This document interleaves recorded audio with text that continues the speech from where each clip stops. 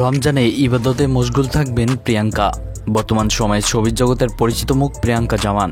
শুরুতেই উপস্থাপনার মাধ্যমে মিডিয়াতে পা রাখেন তিনি, পরে মডেলিং, নাটক ও বিজ্ঞাপনে কাজ করে পরিচিত অর্জন করেন এই সুন্দরী। তবে সারা বছর কাজে ব্যস্ত থাকলেও রমজান মাসে ইবাদতে মশগুল থাকেন তিনি, করবেন না কোনো শুটিংও। ছবির জগতে টানা 17 বছর ধরে সমান তালে কাজ করেছেন প্রিয়াঙ্কা। সবসময় কাজের মধ্যে থাকা এই অভিনেত্রী বর্তমানে বেশ কয়েকটি নাটকের সঙ্গে যুক্ত আছেন।